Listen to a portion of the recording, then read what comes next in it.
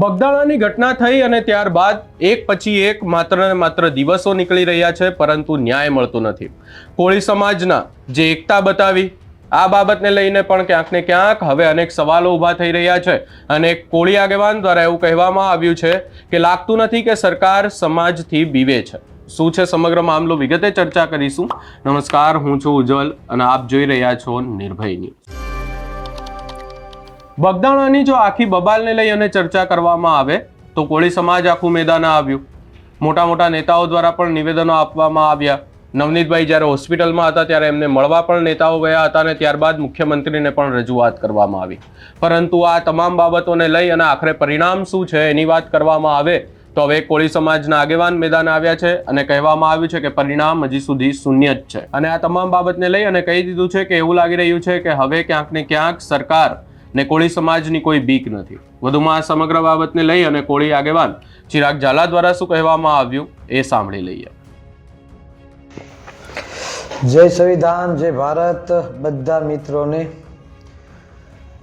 લાઈવમાં બધા મિત્રો જોડાય તેવો પ્રયત્ન કરજો અને વધુમાં વધુ શેર કરજો, કેમ કે આજે એક નવી ઘટના સામે આવી છે અને તેમાં પણ તે ઘટનામાં પણ પોલીસ પ્રશાસન દ્વારા કોઈ પણ જાતની કાર્યવાહી નથી કરી એવું જાણવા મળે છે. એટલે જે મિત્રો લાઈવમાં નિહાળી રહ્યા છે તે વધુમાં વધુ લોકો જોડાય તેવો પ્રયત્ન કરજો અને શેર કરજો. થોડીક રાહ જોઈએ પછી આપણી વાતની શરૂઆત કરીએ. હા, કેમ કે દિવસો જતા રહે છે અને કોઈ પરિણામ મળતું નથી. એવડો મોટો બહોળો સમાજ અને ન્યાય માટે સમાજ વલખા મારી રહ્યો છે, છતાં પણ કોઈ પણ જાતનું પરિણામ મળતું નથી. દરેક તાલુકામાં સમાજની એકતા બતાવી રહ્યા છે. નવનીતભાઈની મુલાકાત કરવા જઈ રહ્યા છે, દરેક તાલુકામાં આવેદનપત્ર આપવા જઈ રહ્યા છે, છતાં હજી સુધીમાં કંઈક મોટી બિલ્ડિંગનું કામ કેમ આપી દીધું એસઆઈટીની ટીમને? હજી સુધીમાં ચોક્કસ નિરાકરણ નથી આવ્યું, ચોક્કસ રિઝલ્ટ નથી આવ્યું.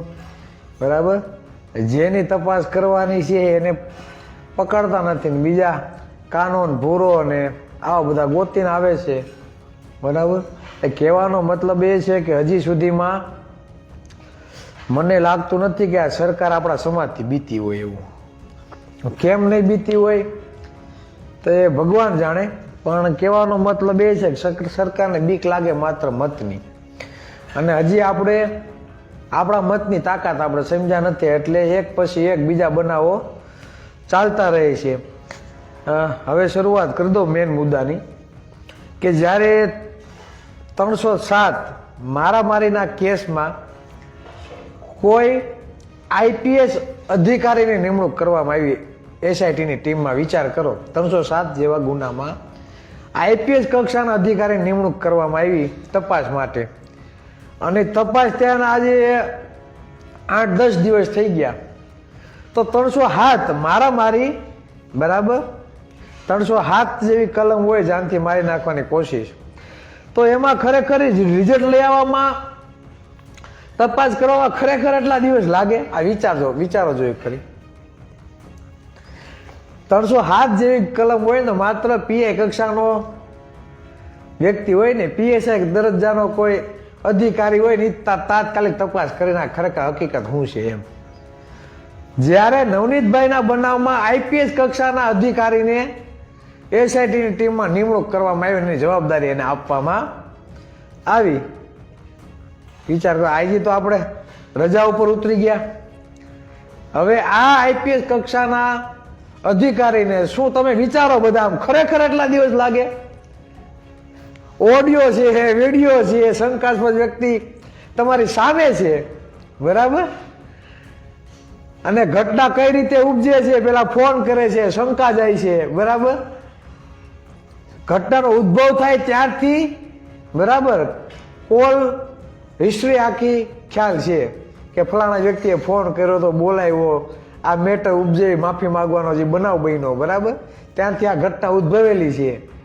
તો ખરેખર આ જે ઘટના છે એમાં એટલા બધા દિવસો લાગતા છે, ખરેખર તમે વિચારો. આ એક વિચારવાની બાબત છે. એક એક ટણકો મને તો આજ મને છે ને મારો મગજ ફાટી ગયો હતો. આજ મેં ન્યૂઝ જોયા ને, એ પોતાની જાતને છે ને એ શૂરવીર સમજે છે. જેને નિવેદન આપ્યું ને કે રાજકારણ કરે છે એ, એટલે ભાઈ માપમાં રહેજે તું, બરાબર? હું નામ જોગ આવતો નથી, બાકી તું ગમે એનો પીએ છે ને તો તારા ઘરનો,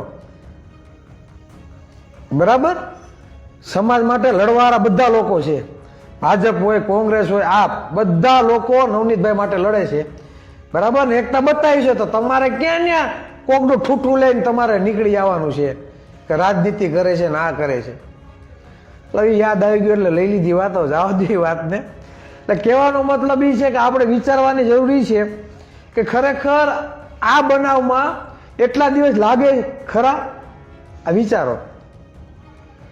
ઘણી જગ્યાએ તેવા સમાચાર મળે છે ચિરાગભાઈ બધું કમ્પ્લીટ ક્લિયર છે, આ લોકો રાહ જોવે છે ઉપરથી.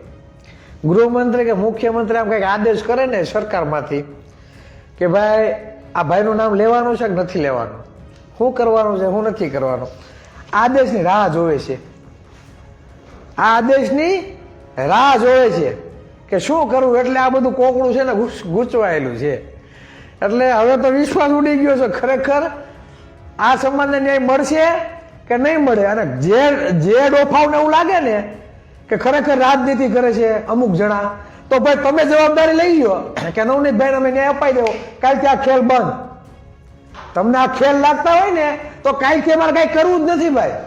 અમારે આવેદન પત્ર નથી આપવું, અમારે ભેગા નથી થવું, અમારે ડિબેટ નથી કરી, કોઈ વસ્તુ નથી કરવું. તમારામાં તહેવાર હોય ને ઓરિજિનલ કોળીના દીકરા હો અને કોળીના આગેવાન હોય તો માથે લઈ લ્યો કે નવનીતભાઈને ન્યાય મળી જાય, હાલો કાલથી અમે બંધ કરી દઈએ. એવી ઓકાત નથી તમારી માથે લેવાની કે અમે બેઠા છીએ રિઝલ્ટ જ આપશું. આવું કહેવાની તમારામાં તેવડ નથી, બરાબર? એટલે તમારા નિવેદન આપવા પડે બધાને. એટલે હું તો કોઈ પક્ષમાં નથી અને મને કઈ પ્રોટોકોલ લાગતું નથી, સમજી લેજો. ભાજપ હોય, કોંગ્રેસ હોય, આપ હોય, એટલે કદાચ તમે ગમે એ છો, અમારે ઠેકવાય છે ઠેકી આવું તમને. અહીંયા તેમના દ્વારા સ્પષ્ટ એવી વાત કરવામાં આવી છે અને પોલીસને લઈને પણ નિવેદન આપવામાં આવ્યું છે અને કહેવામાં આવ્યું છે કે કોળી સમાજનું સરકાર સાંભળતી નથી. સરકારમાં ભલે ક્યાંક ને ક્યાંક કોળી સમાજ આટલો મોટો સમાજ છે, આખો સમાજ ભેગો પણ થયો, એકતા પણ બતાવી, નેતાઓ પણ મુખ્યમંત્રીને મળ્યા, પરંતુ પરિણામ હજી સુધી કશું આવ્યું નથી. આ સમગ્ર બાબતે તમારો શું અભિપ્રાય છે અમને કમેન્ટ કરી જરૂર જણાવશો. અમારી ચેનલ નિર્ભય ન્યૂઝને લાઇક, શેર, સબસ્ક્રાઇબ કરવાનું ભૂલશો નહીં.